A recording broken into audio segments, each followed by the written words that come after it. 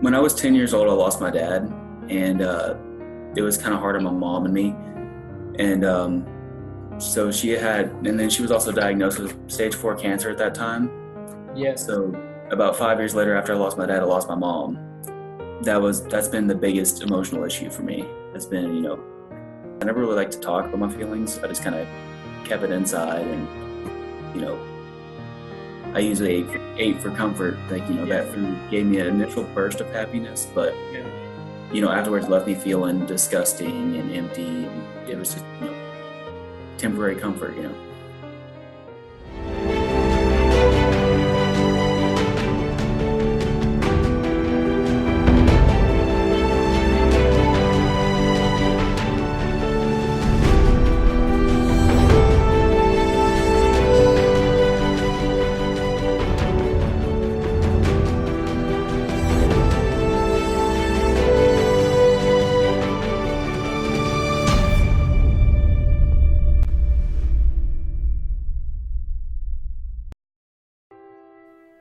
Obesity is currently one of the biggest problems in the world, negatively affecting every aspect of our lives.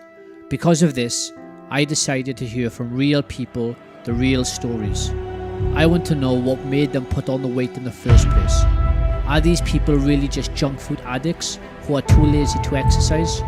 Or is there much more to the story hiding behind the wall of fat?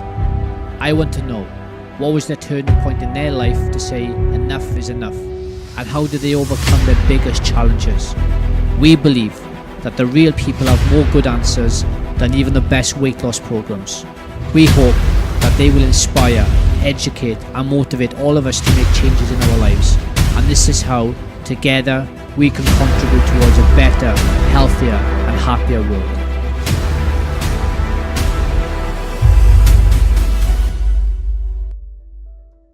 So we have Joel here from the USA, who is 22 years of age, very young lad, who is going to share with us his story. And he has lost a staggering 235 pounds. That is absolutely incredible to have got to that point in your life and to have lost all that weight at a young age. To have the motivation and focus and determination to be able to do that is absolutely mind-blowing. So I'm really excited to learn a lot of you today, and I'm sure everybody that's listening and watching this is also very interested to know that such a young kid can actually get out there and change his life around. So congratulations on the transformation. Thank you so much. So what was your heaviest weight that you've been? What was the heaviest? My heaviest weight was 467 pounds. 467 pounds, and just to translate that for people who don't work in pounds, that is over 200 kilos. Yep. That is unbelievable. 200 kilos. I just can't imagine how somebody is 200 kilos. It's like, register with me. Yeah, it's kind of crazy looking back and, seeing old pictures of myself and thinking about, situations I was in and just thinking, how did I even function as a person this size, Yeah. So were you always a big kid, or did you just end up putting on so much weight in a short period of time? I've always been the bigger kid. I've always been fat. I've always loved food, but it really, around my junior year of high school was when I really started gaining a lot of weight. Yeah. And I put that on from about my junior year of high school to my freshman year of college, which was about 8. Why would you say that you were the big kid? What was it that you were doing differently to put on all this weight? My family always ate a lot of fast food. We always ate just a lot of food in general, and a lot of the time I did love video games when I was a kid, so that always kept me sedentary. I wasn't really active all the time. Yeah. So your parents were also big as well? Yeah, my dad was, and So how much did your dad weigh? I think he weighed around 250 before he passed, but yeah. So he's 250 pounds, yes? Yep. Yeah. So why do you think that a lot of especially in the US, a lot of families are obese, and their children end up being obese as well? What do you think are the problems or the reasons behind that? Personally, I just think it's eating not just too much, but too much of the wrong stuff. Before I started losing weight, before I got on this journey, I used to eat enough food for probably 4 or 5 people, you know.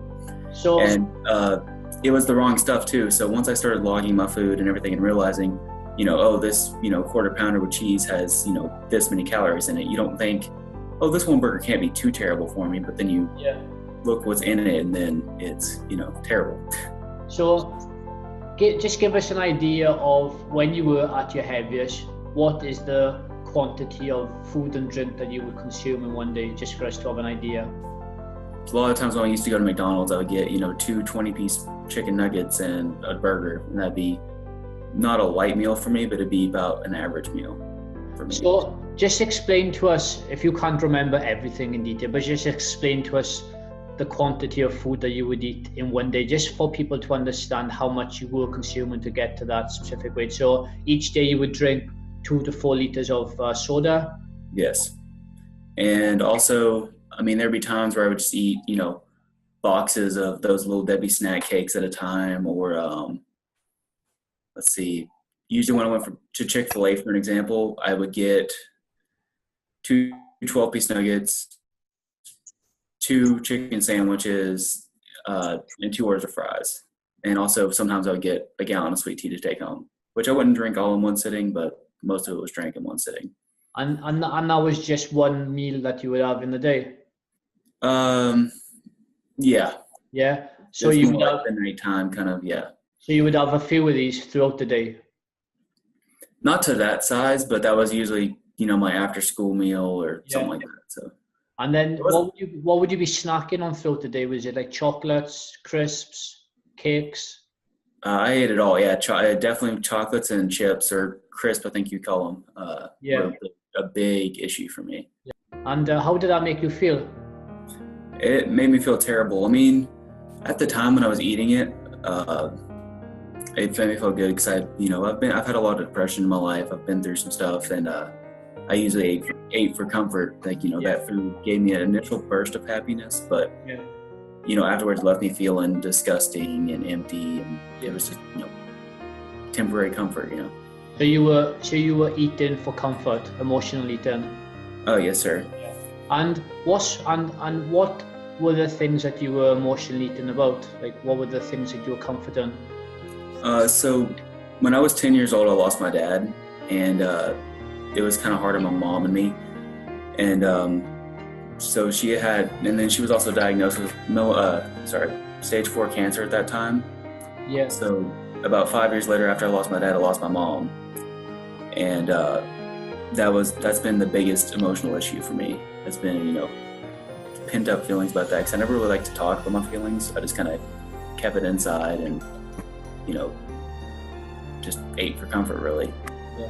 I'm really sorry about your parents passing away at a young age, and I'm sure it was very difficult for you to manage yourself. But I'm really happy for you. The position that you're in at the minute. Gone through it all, come up on top at the end of it. It's a big credit to yourself. So congratulations on pulling yourself through it. Thank you.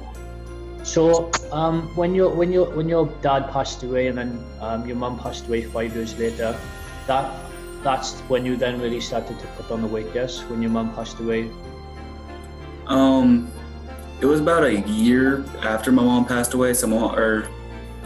About a year and a half, because my mom passed away my freshman year of high school, and I moved in with a new family, started to get my life on track, and they did really great for me. Like, they showed me healthy habits. Because at the time when I moved in with them, I was about 300 and I want to say 375. So how old were you when you moved in with another family? I was 15. You were 15. So how was that moving into a new family? People you don't even know. How was that?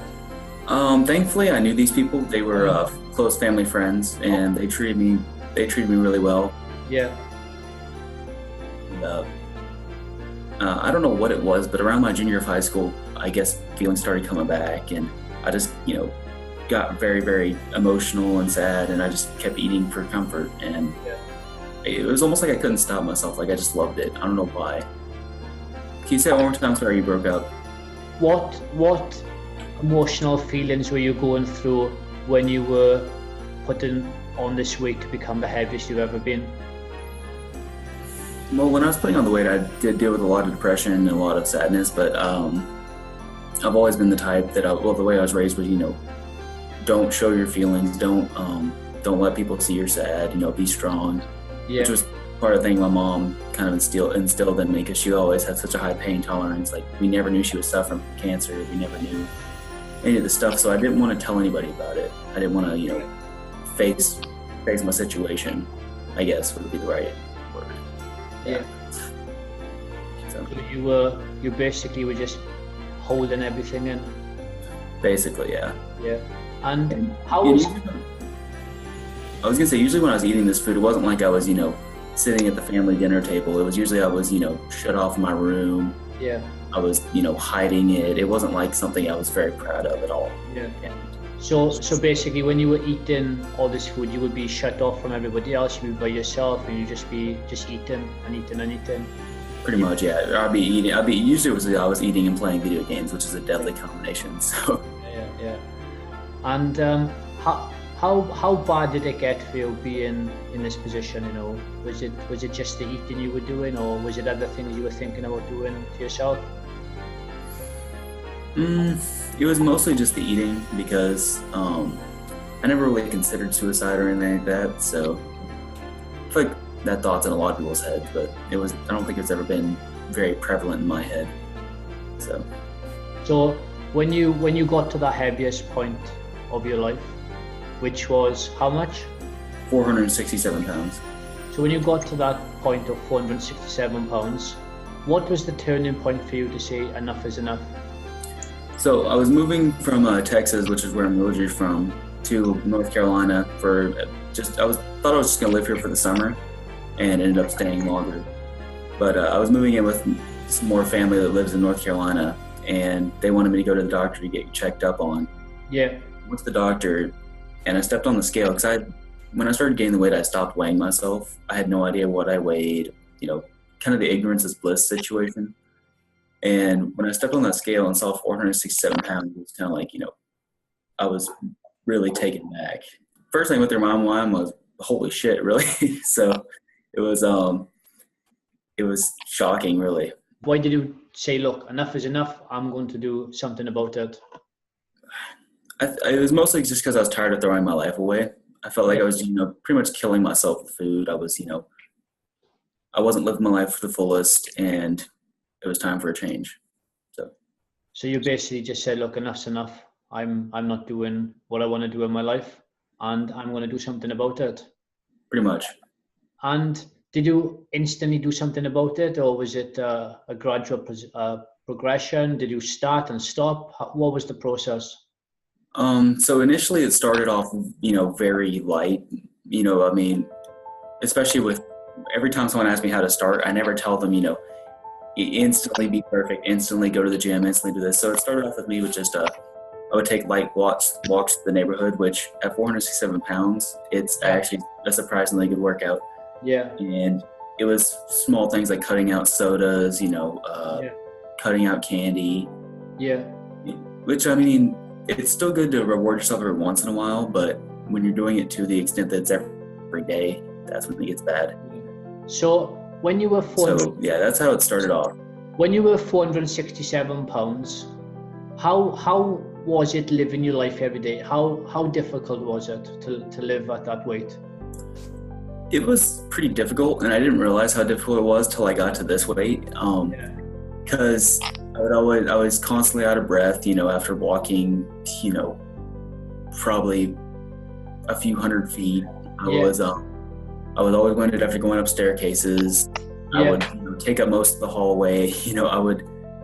It never got to the point where I had to turn sideways to get into doors, but it was getting there. And then also, I always had to worry about whatever chair I was sitting in. I always had to worry, is this going to be strong enough to support me? What about, what about putting your shoes and clothes on? Was that difficult for you to do as well? Definitely. I remember sometimes being out of breath after tying my shoes. Yeah. Yeah. Yeah. And also shopping for clothes was a terrible experience because I I was at my biggest size. I was a 6XLT, which is pretty much a 7XL, and a 64 size pants. So you were 7XL and you were a 64-inch waist. yes, sir. And obviously not every store is going to have that in stock. So we had to go to specialty stores, and it was just a really bad experience. Yeah. So, other things which I'm interested in, how was it like to shower? How do you bath or shower? How difficult was that? Was it a long process? Showering wasn't too difficult, actually. It was a decently long process to make sure everything was clean because there's a lot of fat. But yeah. So it would take a lot longer than just now jumping in the shower and just having a quick wash and jumping out. Now that I think of it, yeah. It took a little bit longer. What about sleeping? How difficult was it for you to sleep? I mean, I never got to the point where I had sleep apnea or anything like that. So, because thankfully I stopped being obese before a lot of those health issues kicked in. So sleep wasn't too terribly difficult for me. So, yeah. So you didn't get to that point of having difficulty when you were sleeping? Right. So you got to that heaviest point, and you then started to make some changes. So, there will be people out there that are that particular size, or if they're not, they are, maybe some people are just 100, 200 pounds in weight. I'm interested also to know, the first few steps, what you did, what was the first milestone? Was it like losing 50 pounds, 100 pounds? And what is it that you did to actually lose 50 pounds, 100 pounds? The first milestone. What did you cut out? What did you change, etc.? Well, my first milestone was losing 50 pounds. And when I started, I knew I had a lot of weight to lose. I had a goal of losing 200 pounds. And whenever you have that much weight to lose, you can't look at it like, okay, I have 200 pounds to lose. You have to look at it like, all right, I'm gonna lose this 10, I'm gonna lose this 20, I'm gonna lose this 50, So I broke it down to little points like that. And the first one was 50 pounds. And I started that off by, first off, I started tracking my food using an app called MyFitnessPal. And basically once it gave me a calorie goal to stay under. And once I saw that, all the calories that things had in it, that helped me accountable. And I just did my best to stay under that calorie goal. Yeah. So I cut out full sugar sodas. I cut back. Sweet tea was one of my biggest vices, being from southern U.S. And I cut that out for the most part. Really cut back on my snacking. Pretty much cut out candy, cut out crisps, cut out most of my fast food eating. I cut out. And drinking a ton of water has been a huge deal for me. Yeah. So that was what you did to lose the first 50 pounds? Yes, and also I just started off just walking. Getting up in the morning, taking like a 1.5 mile walk through the neighborhood. Yeah. And that definitely helped me, stay active, keep moving like that. So when you lost your first 50 pounds, how did it feel? I felt really accomplished because at that point I hadn't really accomplished anything big like that. So once I lost that 50 pounds, it was huge for me. How did you celebrate? Did you do anything to celebrate? I don't think I did anything to celebrate at that point. I think the first time I celebrated was, first time I celebrated was 100 pounds. I can't remember what I did for that. So that was your next milestone. Was it the 100 pounds then? Oh yeah, 100 pounds is the big milestone. So did you do the same things to lose the next 50 pounds? Just continue doing what you're doing, or did you add in some other habits? I added in some other habits. I kept the same thing of logging my food and drinking my water. But now I had added in going to the gym, and also I'd taken up playing. I think y'all call it football, but soccer. Yeah. I'd gotten invited to play with a pickup group, and obviously at probably just over 400 pounds, I couldn't move like everybody else, so I just played goalie, which we had those really small goals. And even just standing out there, getting a little bit of action, in the hot North Carolina summer sun was great for me. Yeah, and I bet also it was good for you to be around people, to have, just have that team environment, cohesion with other people, being part of something, feeling part of something, even that you were in goals and you weren't able to run around like you would, but it was just the accomplishment of being there and being part of something made you feel good. Yeah, that was definitely huge too. And it's kind of crazy because I still play on occasion with the same people, and it's just a night and day difference from Yeah. when I started. So So you lost 100 pounds by this point, and then what do you do then to lose the next 100 pounds? Was it the same thing? Just continue consistently? yeah, it's pretty much the same thing, just being consistent. And over the time, I've kind of, at first I was really, really strict, like, well, I can't have this, I can't have that. And slowly I realized, I think most people call it the flexible dieting approach, but I realized, to be strict but not restrictive, like, I would allow myself to have, a piece of cake, now and then, as long as it wasn't an everyday thing. I was more flexible, and that helped me stay on track, because the more strict I was with myself, I tended to, fall off the wagon. Yeah. So the more pressure you put on yourself, the more you would basically do the opposite. Yep. Yeah. So you were flexible in what you were doing. You weren't being completely strict in what you were doing. There was some flexibility there as well. Yeah, and that's where I am today, actually, is I'm still doing the whole, I'm drinking a lot of water. Actually, this is the water bottle I carry pretty much everywhere with me. So, Okay. And I try to drink about. How many liters a day were you drinking? Of water? Yes. Back then, I tried to drink. I think I can't remember the exact number, but I think I tried to drink just over a gallon, and now I'm trying to drink just over 2 every day. Yeah. 2 gallons. So. And what does that do to you, drinking a lot of water? It honestly makes me feel just a ton better. I can, on days when I haven't had a lot of water, like today, I haven't had the most, and I can tell I feel more, a little bit more tired. I feel just dry, and Yeah. So drinking water like definitely makes you feel a lot better. What would you say was the biggest challenge for you when you were losing the first 100 pounds, and what was the biggest challenge on the second 100 pounds? The first 100 pounds was definitely fighting cravings, because I just then stopped, stopped eating like I was. So I still had cravings for, sweets and just everything like that. So fighting that off was a challenge. So how did you fight it off? What did you do? It was mostly just willpower. Also, I found substitutes. That was the thing for the next 100 pounds, because I still had those cravings and everything, but finding substitutes like, protein bars instead of a candy bar, or, actually the biggest thing was a piece of fruit instead of a candy bar. Yeah. So instead of eating candy bars, you would eat fruits? Yeah. Yeah. Fruit was a huge part of my diet for a while. Yeah. Yeah. Which is a common misconception. People think that eating fruits is too high in sugar and everything, and that's complete BS. Fruit, it's definitely a great tool to help that sweet tooth when you're trying to lose weight. Fruits are one of the strongest foods that you can eat. It has a lot of essential vitamins and minerals, antioxidants, anti-cancers, etc., etc. They are the superfoods that people need to eat. Exactly. So when you said that a lot of it was willpower, where was that willpower coming from? What was the purpose behind this? What was the purpose of Joel to achieve losing this weight? Well, at first it was really weak. It was kind of, I didn't think I could do it. I definitely had a good cheer system with my aunt and uncle that I was living with. They cheered me on. They're like, you got this. And, they busted my ass when I wasn't,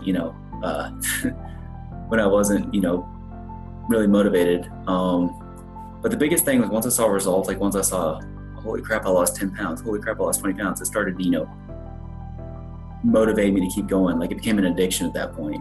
Yeah. So the more results you were getting, the more motivated you would continue to keep going, because you would feel even better losing this weight, and you just wanted more of this. You wanted to feel better and better and better.